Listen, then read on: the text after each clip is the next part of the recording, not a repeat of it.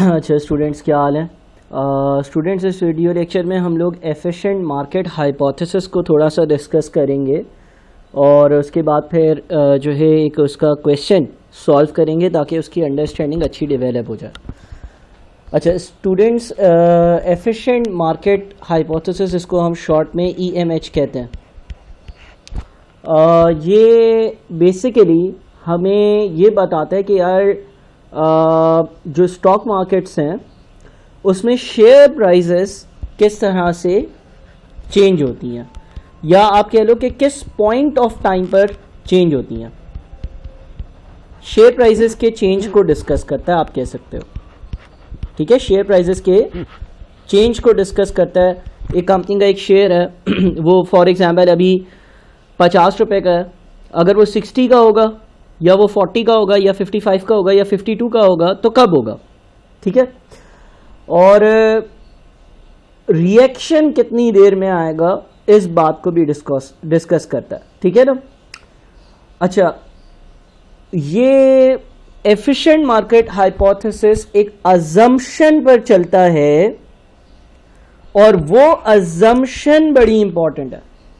वो अजम्पशन ये है कि ये एज्यूम करता है कि शेयर प्राइसेस लॉजिकल और कंसिस्टेंट वे में चेंज होती हैं, और ये चेंज होती हैं अगर कोई नई इंफॉर्मेशन एग्जिस्टेंस में आ जाए तब, नई इंफॉर्मेशन वजूद में आ जाए तब। यानी कि आप ये कह सकते हो कि जब हम स्टॉक मार्केट की इन रियलिटी बात करते हैं तो जो शेयर की प्राइसेस होती हैं वो आर्टिफिशियली ज़्यादा या आर्टिफिशियली कम भी हो सकती हैं due to demand and supply factors. किसी ने मार्केट से शेयर्स बहुत सारे उठा लिए किसी कंपनी के, तो प्रोबेबली उसकी प्राइस जो है वो इंक्रीज होना शुरू हो जाएगी। ठीक है, एफिशिएंट मार्केट हाइपोथेसिस उस चीज को डिस्कस नहीं करता, ये एक अजम्पशन पर चलता है। जब हम ये एफिशिएंट मार्केट हाइपोथेसिस पढ़ रहे हैं तो वो एक अजम्पशन पर चल रहा है कि शेयर प्राइसेस लॉजिकली मूव करेंगे।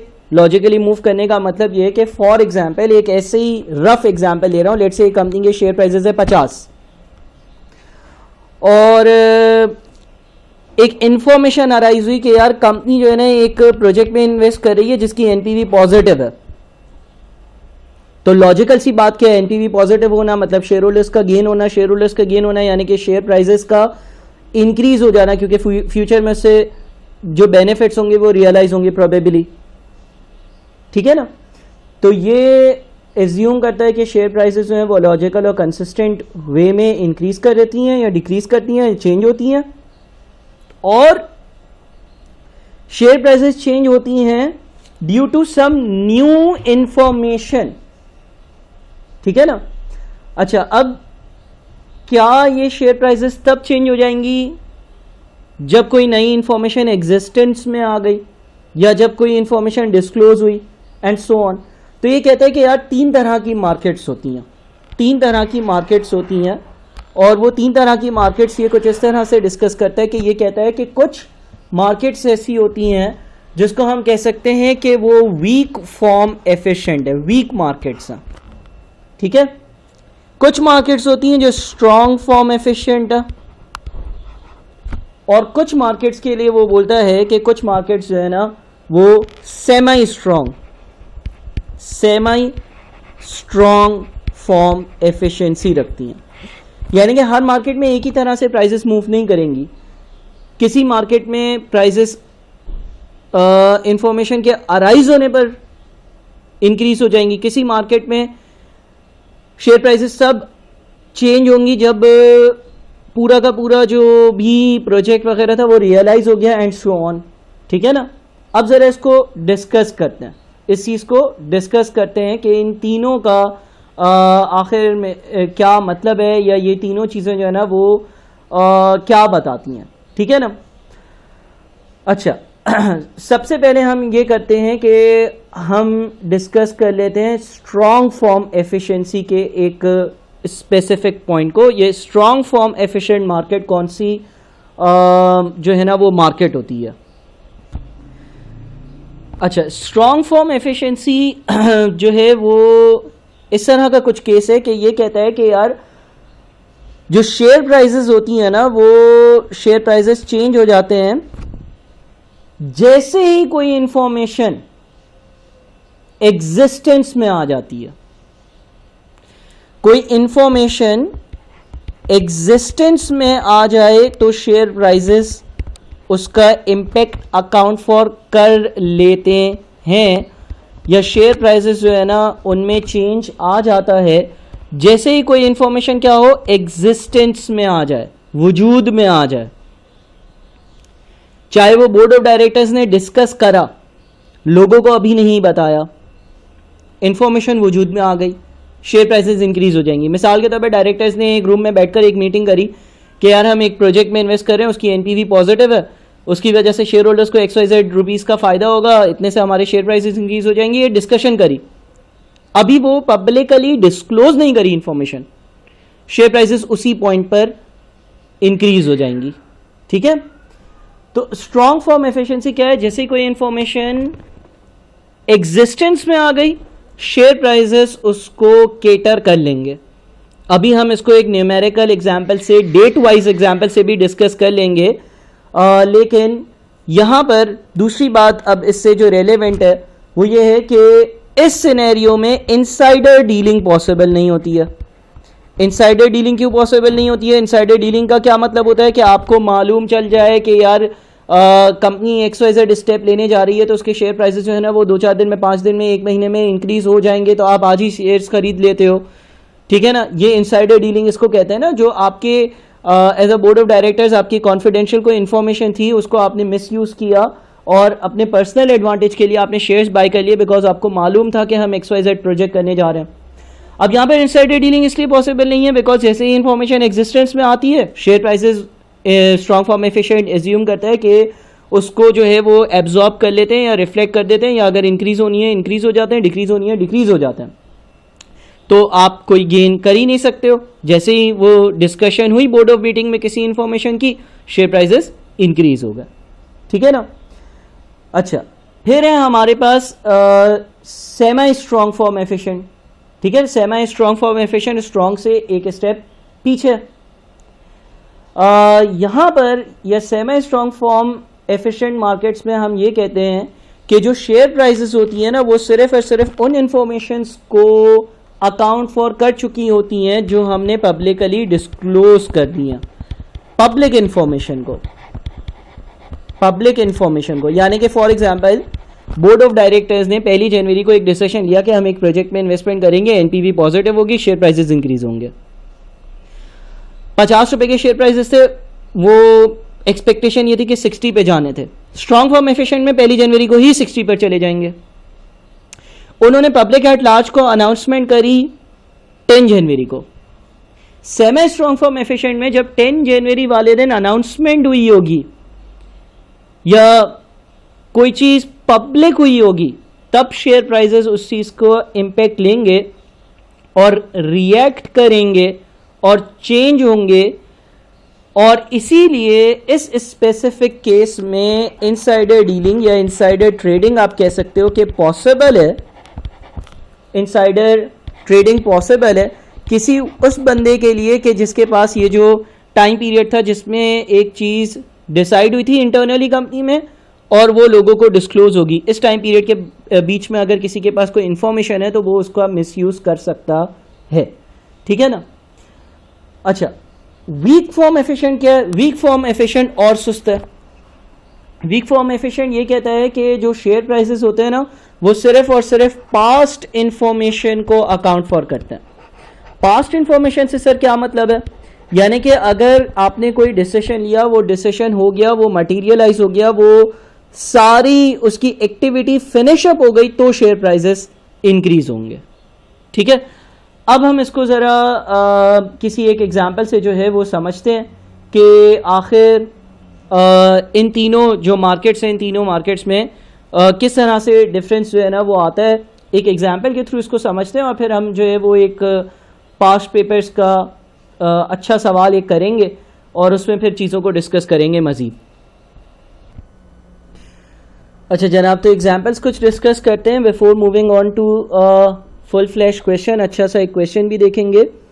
और मैं ये साथ में क्लियर कर दूं कि यार मैंने आपका जो व्हाट्सएप का ग्रुप है उस पर एफिशिएंट मार्केट हाइपोथेसिस के 3 से 4 हैंडआउट्स कुछ भेजे होंगे, कुछ प्रैक्टिस क्वेश्चंस भी भेजे और वैल्यूएशन की मर्जर्स एंड एक्विजिशन के थ्योरी का भी एक हैंडआउट भेज दिया. ठीक है, मैं इन एग्जाम्पल्स को रीड आउट करता हूँ. इसमें लिखा हुआ है company decides to undertake a major capital investment. The investment will be in a 5 years project and over the course of the 5 years the company's directors believe that the net profits will add rupees 125 million to the value of the company's shares. Company एक project करने जा रही है. Project 5 साल चलेगा और उन 5 सालों में ये प्रोजेक्ट टोटल 125 मिलियन ऐड करेगा कंपनी के जो शेयर्स की वैल्यू है उसमें. ठीक है, आगे लिखते हैं the company made the decision to invest on 1st of October year number 1, ये एक डेट हो गई. And the first year of profits from the investment will be year number 2. यानी कि पहली बार प्रॉफिट ईयर 2 में आएगा. ईयर 1 के 1 अक्टूबर को ये डिसीजन ले लिया गया था, डिसीजन लिया था. It announces the investment and the expected benefits to the stock market on 1st of December. अच्छा, हम जो सवाल करेंगे उसमें date of announcement of investment और date of announcement of expected benefits बड़ा डिफरेंट होगा. जब हम बाद में प्रैक्टिस कर रहे होंगे तो वो एक जो है वो मुश्किल क्वेश्चन बन जाएगा. ठीक है ना. अभी तो क्या है, अभी 1 अक्टूबर को कंपनी ने डिसीजन लिया, दूसरे साल में पहली बार प्रॉफिट्स आएंगे. 1 दिसंबर को कंपनी ने लोगों को बता दिया. ठीक है, it is assumed that the stock market investors believe the company's estimate that the project will add 125 million to share values. सही है जनाब, सारी डेट्स वगैरह आप नोट कर लें. अब अगर स्ट्रॉन्ग फॉर्म एफिशिएंसी है, स्ट्रॉन्ग फॉर्म एफिशिएंसी में हमने ये पढ़ा था कि जैसे ही कोई इन्फॉर्मेशन एग्जिस्टेंस में आएगी शेयर प्राइसेस उसको केटर कर लेंगे, अकाउंट फॉर कर लेंगे, इंक्रीज हो जाएंगे.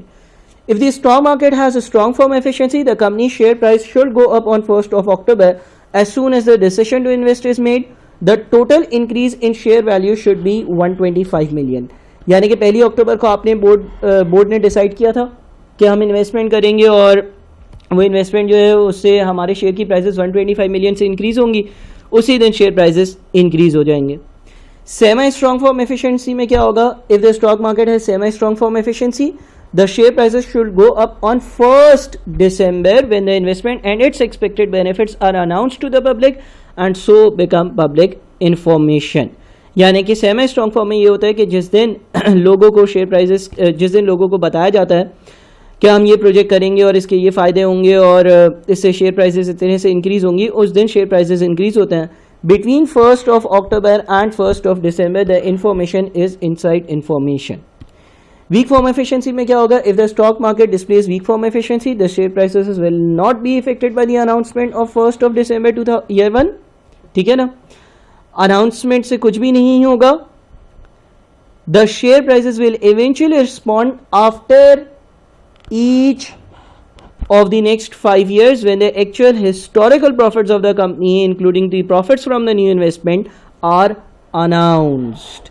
यानी कि हर साल जब फॉर एग्जाम्पल प्रोजेक्ट चलेगा, प्रोजेक्ट चलकर हर साल के बाद उसके जो एक्चुअल प्रॉफिट्स रियलाइज होंगे और कंपनी की फाइनेंशियल स्टेटमेंट्स में डिस्क्लोज होंगे कि ये हमने कमा लिया, तब शेयर प्राइसेस इंक्रीज होंगी. ठीक है, एक और इसी तरह की शॉर्ट सी एग्जाम्पल को रीड आउट कर लेते हैं. Company's board of director makes a decision on 1st of May to invest in a new project that will have an NPV of 4 million positive. Board of directors ने decision कब लिया? Board of directors ने 1 मई वाले दिन decision लिया कि हम एक प्रोजेक्ट में इन्वेस्ट करेंगे और उस प्रोजेक्ट की एनपीवी जो होगी वो 4 मिलियन पॉजिटिव होगी. ये डिसीजन लेने वाली डेट है. The decision is announced to the stock market on 12th of May. Announcement कब हुई लोगों को? अनाउंसमेंट हुई है 12 मई वाले दिन. 12 मई वाले दिन लोगों को पता चला. 1 और 12 मई के बीच में लोगों को भी नहीं पता था. The company has 50 million shares in issue and eight close of trading on 30th April these had a market value of $4 each. एक शेयर जो है वो $4 का था और 50 मिलियन शेयर्स थे कंपनी में. ये 30 अप्रैल की पोजीशन है. State what will happen to the share prices of the company if the stock market has weak form efficiency, semi-strong form efficiency and has a strong form efficiency. 2 minute ज़रा सोचना और उसके बाद फिर मूव ऑन करना। मैं अगर move on करूं और आप लोगों को वर्किंग्स बताऊं तो वीक फॉर्म एफिशिएंसी में लिखा हुआ है the share prices will not react to the announcement by the directors. Share prices in a market with weak form efficiency react to historical data not future expectations. यानी कि जो भी announcements हुई हैं, चाहे वो 1 मई को डायरेक्टर्स ने फैसला किया, 12 मई को डायरेक्टर्स ने अनाउंस किया, शेयर प्राइसेस मूव ऑन नहीं करेंगे, शेयर प्राइसेस चेंज नहीं होंगे, शेयर प्राइसेस $4 ही रहेंगे। ठीक है। अच्छा, फिर दूसरा है हमारे पास semi strong form. Semi strong form में लिखता है कि if investors believe the estimate of a net present value of 4 million, the value of the company shares will increase by this amount and rise to 4.08 on 12th में the date that the announcement is made to the market. Semi strong form में क्या होता है कि जब जिस दिन आप अनाउंस करते हो मार्केट में कि भाई हम एक प्रोजेक्ट कर रहे हैं और उसकी एनपीवी पॉजिटिव है, उस दिन शेयर प्राइसेस इंक्रीज होते हैं and rise to 4.08 on 12th में the date that the announcement is made. अब ये 4.08 कैसे आया ये भी बता देता हूँ। जो शेयर प्राइसेस थी वो $4 थी। आप एक प्रोजेक्ट में इन्वेस्ट कर रहे हो जिससे 4 मिलियन की एनपीवी जनरेट होगी और आपकी कंपनी में टोटल कितने शेयर्स हैं? 50 मिलियन शेयर्स हैं। तो अगर 50 मिलियन शेयर्स हैं तो 4 को ज़रा 50 से आप डिवाइड करो, 0.08 पर शेयर जो गेन आ रहा है, पर शेयर जो गेन आ रहा है वो है 0.08 का ना, तो नए शेयर प्राइसेस 4.08 पर चले जाएंगे। और उसके बाद है strong form efficiency. Strong form efficiency में लिखा हुआ है if investors believe the estimate of an NPV of 4 million, the value of the company shares will increase by this amount and rise to 4.08 on 1st of May, the date that the investment decision is taken and before it is formally announced to the market। ठीक है भाई, तो ये बड़ी एक मतलब कोई अभी हमने कोई बहुत मुश्किल चीज़ नहीं करी है, बहुत आसान सी चीज़ है। वीक फॉर्म एफिशिएंसी में जब सारी चीज़ें रियलाइज हो जाती हैं तब शेयर प्राइसेस इंक्रीज होती हैं, सेमी स्ट्रॉन्ग फॉर्म में जब पब्लिक होती हैं तब, और स्ट्रॉन्ग फॉर्म में तब जब वो एग्जिस्टेंस में आती हैं उसी दिन। ठीक है। अब हम अगले वीडियो लेक्चर में एक अच्छा पास पेपर का सवाल करते हैं और मेरे ख्याल में वो institute of chartered accountants of Ireland का सवाल है और काफ़ी अच्छा सवाल है, तो उसको सॉल्व करते हैं और उसमें 2 कंपनीज़ के केसेस आएंगे, तो काफ़ी अच्छी प्रैक्टिस होगी, ज़रूर उसको देखिएगा।